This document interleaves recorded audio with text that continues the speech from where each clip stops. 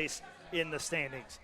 So welcome on in, Coach. We appreciate it. And, again, we are live here at Mike's Bar and Grill on Front Street in downtown Berea for the 4th episode of the BW Athletics Roadshow. I am, again, Matt Florjancic, class of 2007, joined by Coach Jim Hilvert of the Yellow Jacket football team. Coach, thank you very much for joining us once again. A pleasure to talk with you. Matt, thanks for having me on. I appreciate it. First of all, Coach, you're coming in off of another victory, actually 2 since I last talked to you. How does it feel to have this program going in a good direction again with 2 straight decisive victories? It's been great. I was really proud of our guys. We had obviously a bye week, and when you always worry about coming into that next game being sluggish. Our guys were far from that. They're really excited about getting another opportunity to playing. We have gotten better as a team and as a program. Our guys have done a great job in practice, not being satisfied for what it was the week before, and focusing on us. I think that's a big thing. It's been about us, what we do as a football team, what we do on defense, offense, and on special teams. And our guys came out, set the tone early and often against Muskegon, and did a great job. A 49-10 winner down in Zanesville this weekend, improved to 5-1, 4-1 in the OAC. Again, second straight week in the top 25 in D3Football.com's poll. That's good for the program to get that recognition, but how do you keep that in perspective with the guys who, may look at it and say, hey, we're climbing the rankings here. This is a good feeling. How do you keep their focus on the next task at hand? Matter of fact, it's funny. We had a team meeting today, and we talked about all that stuff. Not listening to the outside noise, taking one game at a time, and really, except focusing on us, not focusing on obviously our next opponent, Wilmington, our guys down the road. It's about us getting better at what we do as a team, and I think our guys are excited. I know our guys love playing with each other, which is great to see as a head football coach. Our guys have been working, have that lunch pail mentality, been working every single day, and looking forward to obviously getting a chance to play at home. The next 3 out of 4 games are at home, and look forward to playing Wilmington this Saturday.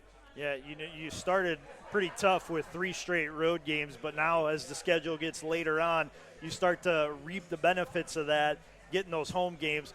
Just how critical has it, or how nice is it to have the kind of support that you've experienced in your 2 home games thus far, to know that you're able to have fans again, they're able to get behind the team, and the team's able to feed off of that energy? Oh, it's been great. Steve Thompson, our new AD, has done a great job of creating a great event, a great atmosphere at home. Obviously, winning has added to that too. With that, excited to be able to. We've had some beautiful days on Saturday. Be able to come out and watch us play. And like I said, I think too, after coming out of COVID, people want to go out and watch football again. Being part of watching football games, and we've had huge support from our alums, obviously our parents. And just people want to watch BW do well in the community, and that's been great. I'm really excited about the student backing that we've had from other sports, and the students, from fraternities and sororities and stuff on campus, and obviously the professors and administrators being there at games. That all matters. I know it means a lot to our players and obviously to me. Taking a look back at the Muskingum victory for you, I think the 2 biggest stats that stood out to me was your advantage in rushing yards and your third downs, and we'll get to the third downs in a second. But 364 yards rushing for the team, 6 rushing touchdowns, 4 different players scored a rushing touchdown. You outrushed Muskingum 364 to 18. How were you able to have such a decisive advantage on the ground? First of all, I think we're very, very committed to running the football. I think that's a big thing. That's what we're all about. We have some great running backs, starting with John Murray, DJ Griffiths. Our offensive line has done a great job. I'm really proud of those guys, led by Pat Simon. You'll hear that young man talk tonight. Givon, Austin Stafford, George Newcomb. The list goes on and on. These guys do a great job. And I'm really happy. Like I said, our Keegan Armitage did a great job directing the offense this Saturday. Made the most of his opportunities when we threw the ball with a lot of success. But he also ran the ball. Keegan did a great job of running the ball, forcing defense to be well-disciplined on who they have on the run game, quarterback and our running back. And it's been awesome. I think our run game's really done a great job. Our kids about playing physical football, in the trenches has been a big deal for us. Yeah, and no doubt it showed. You've had a lot of success running the football. John Murray Jr., another 100 yards, another 2 touchdowns. This is a young man that averaged 7.7 yards per carry last week. Has an outstanding average, outstanding statistics, double-digit touchdowns already. We're barely halfway through the season. Just how special is a guy like John Murray Jr.? I mean, you don't find guys like that very often. Right. John's a very, very he's a special player, works his tail off in the offseason to get to where he's at right now. I know he has 12 touchdowns, probably close to 700 yards rushing, but a guy that loves the game of football, and he's a physical guy. He wants to impose his will on the defenses, and he gives props to his offensive line. He's he's an unselfish guy that likes paying tribute to his offensive linemen. Obviously, those guys creating the holes for him. But John keeps our team going. He's an emotional leader of our football team. Does a great job leading. I know he's excited about the way things are going right now in the season. And he should be. He's had an outstanding run so far, and we're far from over with that young man taking care of business on the field.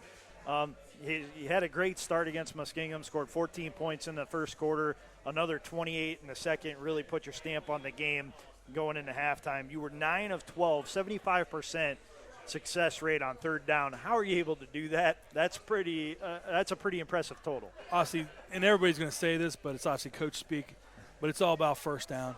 We want to make sure we get third down and manageable. If it's 3rd and 2, 3rd and 3, even 3rd and 4, where we're able still to run the football, keep defenses guessing it for, off of play actions, things like that. And I think that's been good. Any team that's in 3rd and long, it's tough to convert on 3rd and long. And we haven't been in 3rd and long a lot. And a credit to all of our offense doing well on 1st and 2nd down and keeping it in that 3rd and 2, 3rd and 3 range. And our guys, too, during practice, we make an emphasis on, different situations. 3rd down, obviously, is one of those things where those guys want to be able to convert offensively and defensively. You have a lot of talented receivers that can make plays when you throw them the ball, but how impressed are you with not only that ability, but more importantly, their ability to embrace their role and to help downfield block so you can get a John Murray Jr. 131 yards on just 17 carries? Well, like I said, you talk about the receiving core, I think it's led by Darius Stokes. Darius obviously had a couple of great catches, but him and Elijah Arnett, Andrew Cregan, Andrew Bortz, guys like that go out there and block their butts off for their teammate. Being selfless. You got to sacrifice part of yourself to be part of a great team, and our guys are doing that. And you see it in all our players that get a chance to be out there and block for each other, just like on special teams. Guys want to block for Ian Mitchell. Ian Mitchell, I believe, is probably the best punt returner and kickoff returner in the country, and guys want to block for him because he can make things happen. And I think that goes hand in hand with the offense side of the ball too. So it's really neat to see those guys get after the defense blocking and stuff on the perimeter. So it's really nice to see everybody embrace that team mentality that, hey, if this guy has a good game, we all get to eat at the table. You know what I mean? Everybody has the success if all the individuals, start to add up. That leads to good things for the program. And it's tough too nowadays. As we all know, if you're not catching 8 catches and you don't have 150 yards and have 3 touchdowns, people, get upset and it's about me, this and that. Our guys have not been that way at all, and obviously our guys have sacrificed part of themselves to be what we do well as a football team, which is we take care of the football. We've only had 1 turnover this year, and we're able to run the football. We're able to play great defense and great special teams. And I think that's a recipe for being a successful football team. I was impressed by that 3rd down statistic that you had at Muskingum. The 1 turnover might have just trumped that. That might be even more impressive, if not the most impressive stat. Enough with the looking back, though. Let's take a look forward. This week you get Wilmington at home. It's the 43rd Lee Tressel Shriner Classic. We talked about it a little bit earlier, but just getting home and getting that home cooking again, and now you get a 2-game homestand, 3 of the next 4. Just how nice is that to get back in familiar settings where you're able to have your own fans. You don't have to travel, and everything's, normal, so to speak, for the athletes. I think I know. We talked about it today. I know our guys are excited about being able to play at home. The atmosphere has been great at home, and I know we want to make sure kids and obviously school and our community people come out and support us. And I think to make us, I think, one of the best home atmospheres in the country. But our guys are excited about that. And also we have a good opponent in Wilmington. I know their record does not display how good of a team they are. They've been through COVID and injuries and things like that the first 6 games. We have to come out ready to play, start to finish, and it starts with our week of preparation. And I think if our guys take one game at a time, and be prepared Saturday, we can do some great things. But it starts with practice, and I know our guys are excited about being able to play at home. Yeah, you've scored almost 90 points in the first halves of your last 2 games. How important is it to have another fast start? So, like you said, you can avoid that overlook of the record and the statistics and whatnot. I think that's first of all, the big thing is get off to a good start. Teams then get their morale goes down, and they don't want to hang around. The more you keep a team around that's not doing well record-wise, they're going to keep fighting. So we got to jump on them early, get after them early. And obviously, I think that breaks their spirit. And I think that's what's happened over the last couple of games. We need to continue to do that. Yeah, similar game plan. We're going to see probably a substantial amount of running the football, I would imagine, right? Oh yeah, we run the football, play some great defense, great special teams, and take care of it. And I said I like if we can do those things, we'll be okay. Yeah, the offense gets a lot of the gaudy statistics, but I think before we let you go, I want to ask you one question about the defense. Just how important has the defense been to you to set up the offense on some short fields, get you in some very advantageous situations that you're able to take advantage of? And I'm glad you brought that up. Obviously, defensively, sometimes people overlook it. For us, look at the Capital game. Start off with safety. After that, it all starts steamrolling, and obviously, game gets out of hand, and we win the game 51-0. This past week, interception, returned it to the 1-yard line, score a touchdown. Things start steamrolling from there. Obviously, I'm on the defense side of the ball, and those kids have done a great job playing defense, being able to stop the run and make teams one-dimensional. And it starts up front with our defense with guys like Sekou Amani, Roadshow, Jordan Smith, Frank Sukup, Devon Slocum. All those guys are doing a great job, and our linebacking core is led by Nick Pankow, Mr. Consistent, Mr. Reliable, does a great job. Dylan O'Donohue, Mason, and then our no-fly zone in the back. With Ian Mitchell, a guy that's selfless who gave up being a receiver to be, I believe, one of the best cornerbacks in the country. Robbie Williamson, Anthony Kendall, Jacob Hill, Brandon Seawright, all those guys. Sammy, those guys do an unbelievable job.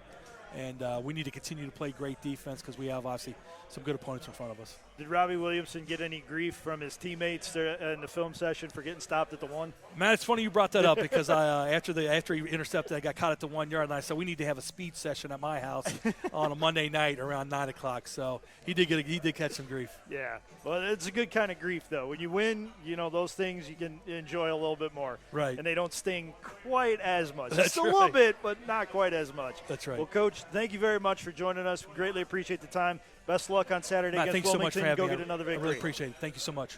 Jim Hilvert, the head football coach of the Baldwin-Wallace Yellow Jackets, the 5-1 Baldwin-Wallace Yellow Jackets, 4-1 in the Ohio Athletic Conference, and right there in the thick of the race for the OAC. So again, good win last week against Muskingum University, 49-10, and now they'll look to continue their winning ways when they take on the Wilmington Quakers. And right now I am being joined by senior offensive lineman Patrick Simon. Patrick, first of all, thank you very much for joining us. Thank it's a pleasure to me. meet you and to have you here. Thank you so much. You're an Olmsted Falls guy, so you're just from right up the road. How nice is it was it for you to just come down Bagley Road and to play your 4 years of college football here? It's been amazing. I really couldn't have asked for more. My family's able to see all my games. I have the connection with my coaches still in high school. It's been awesome for me to be here, and it's a place that just feels like home too. The campus really comes alive, and it's a great place to be. Well, you and your teammates have given this campus plenty of reason to come alive on Saturday afternoons. Even though you've only had 2 home games, you felt the support of the Yellow Jacket community all throughout the season. How nice is it to have fans again after what was a crazy 18-month period?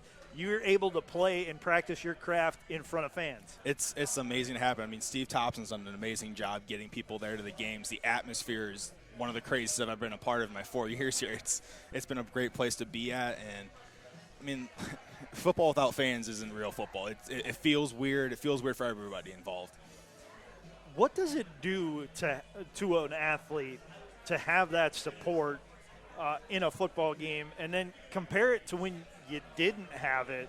Just how much of a stark difference is it? It's a huge difference. I mean, for momentum's sake in general, it's you make a big play and no one's cheering for you. It's just your friends on the sideline, so it's a practice. But now, you make a big play. We score a long touchdown. Fans are going crazy. Everyone's cheering. Or if you're playing away, like at Muskingum, the place goes quiet. And that's an amazing feeling. It's when no one's making a noise. It's awesome to be around. What's the season been like for you to have the success that you've had so far and be right in the thick of a race for a conference championship? If not, and if you don't get that, you're still right in the discussion for a potential playoff berth. I mean, it's kind of been expected for us. I mean, we set those goals right off the bat. Coach Hilvert's done an amazing job keeping us on track. I mean, especially after the Mount loss, everyone stayed on track. No one turned their backs on this program. We've always believed in ourselves. We don't really care who else doesn't believe in us or who says anything about it. It's about the people within the walls. Yeah, and that bunker mentality is so important when, the back's against the wall, so to speak. You get that Mount Union game early in the season, and then if you don't have the success that you want, it kind of seems like you're sledding uphill. Mm-hmm. And then you really can't afford any missteps after that. But this team seemingly has embraced that adversity and really said, okay, if you want to doubt us, that's fine. We'll just go prove you wrong. Oh, yeah, it's the embrace the suck mentality. Things aren't always going to go your way. You're going to have adversity throughout a season, You're going to have a fumble. You're going to have a bad call here or there. You just got to keep pushing through it together. Yeah, and push through it. You have taken a look at what you have been able to do as an offense. It starts with you up front, running the football. You're having an outstanding year. You've got one back who's already scored 12 touchdowns, on pace for well over 1,000 yards, and John Murray Jr. Other backs were able to get in the end zone as well. You had 3 other guys score 4 touchdowns last week. I mean, it's just been outstanding to watch them do their work, but knowing that it starts with you, and then they're also, giving you the props for their success. Oh, yeah, it's a great group of guys in that room. I mean, those are my brothers. I love each and every one of them. You think of John, you think of DJ, Rocco, Gino, all those guys are just amazing guys to be around. They're people you want to block for. They're not going to sit there and take all the credit and think it's because of them. They know it's a combination of us together. It's that unity that we have.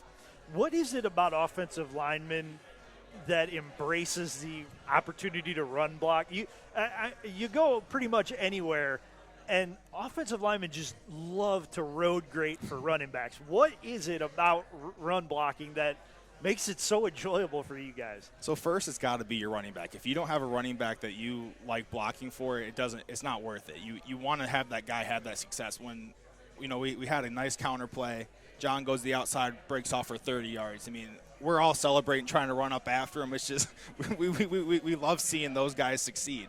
And then it's that physicality. That's where we like our role in the sport. We're the physical guys. We're the weight room guys. That's where we can kind of thrive. Physicality is something that followed you here to BW because you came from a program in Olmsted Falls that prides itself on physicality and has to with the meat grinder that it goes through in the Southwestern Conference every year. This is nothing new to you. This is, one of the reasons that you're having the success because you've seen this style and you know what it's about. Oh, yeah. The triple option with Coach Rivera and Coach DeLuca down the road, it's just punch people in the mouth. People don't know how to respond after that. Your whole game plan goes out the window. If you can't stop someone running down your throat, there's nothing you can do about it. Yeah, I'm pretty sure a boxer by the name of Mike Tyson came up with that phrase. Everybody has a plan until somebody punches them in the face. And you know what? It's truer words have never been spoken about athletic competition because the plan, goes out the window, right? The first time you get hit. And, you have to regroup after that. But, taking a look at your career here, you've had the privilege or the challenge, depending on how you look at it, of playing every position at one point in time. You've played left tackle, left guard, center, right guard, and right tackle. How difficult is it to do that?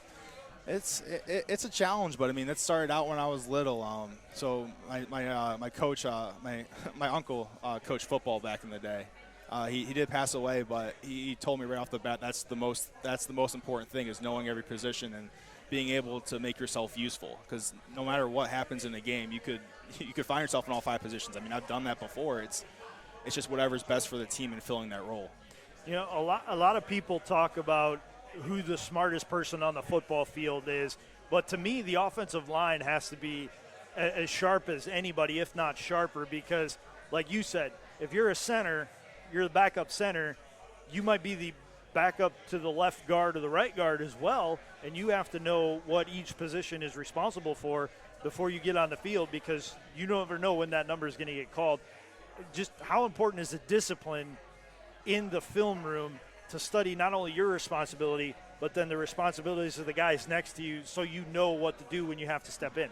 Yeah, I mean, it's super important. Coach Carlson's done a great job with us with making that very apparent that everyone's one play away. So taking advantage of those reps during practice or even those mental reps during a film session is huge. I mean, we've seen it during the spring especially. Guys go down, you know, we don't know this during the season. You could have a COVID outbreak and you could have 3 guys out, and it's got to be the next 3 up. Has this offensive line reached its peak yet, or are you guys getting better? Absolutely not. We're nowhere near where we want to be.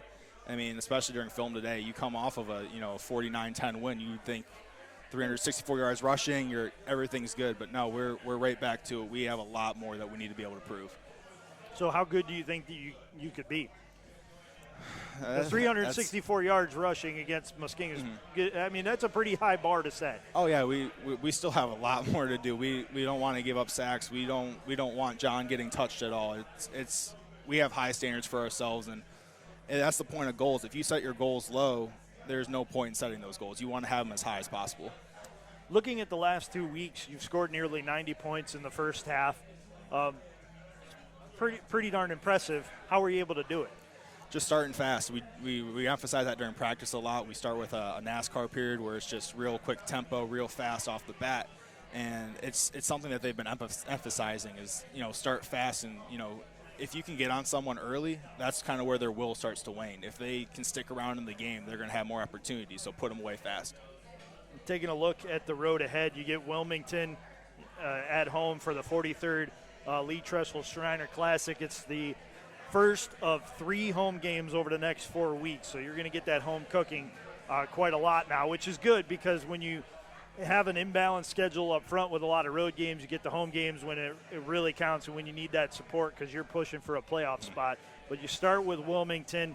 What have you seen on film out of the Quakers?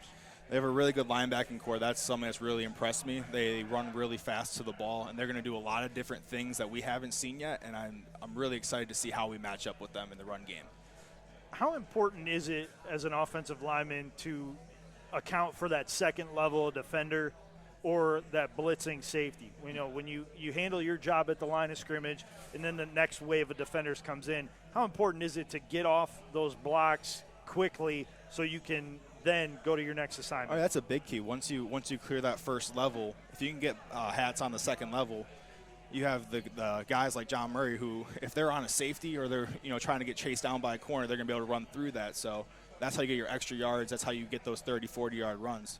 Yeah, that's where consistent 3 to 5 yard runs become 10, 12, 20-yard runs. And as an offensive lineman, I would imagine you love seeing that. When you love seeing it. Seeing the back of your teammate's jersey running down the field. There's probably not many better sights. Oh, no, that's the best thing to see. Looking at your career here at BW, just how much fun have you had, and how much are you embracing this last opportunity, this last go-around individually? I've met so many great guys during my time here. I got here in the spring of 2017, and I'm still here, so I've had a lot of guys graduate. I've had a lot of young freshmen coming in. My brother's here now, so I get to play with him for 1 season, and it's just nice to kind of soak it in, and I'm trying to do my best to send this team out with, one last bang. Yeah, you kind of got ahead of me there when you mentioned your brother. First of all, how cool of an opportunity is it to do that? And have you ever gotten to play with him previously? No, I've never been able to play with him ever in my whole career. So the COVID year kind of helped everything out and gave us that opportunity. And it's awesome. I get to see him in the locker room. You know, he's doing some work on special teams, so he gets to travel to all the games. And it's just something really cool that I get to see finally. Well, Patrick, thank you very much for the time. Yeah, it was thank you great for to having me. talk Really- with you. And good luck the rest of the way, especially on Saturday against Wilmington College. Yeah, Looking thank you so forward much. to some good things for you. Thanks. Patrick Simon, offensive lineman.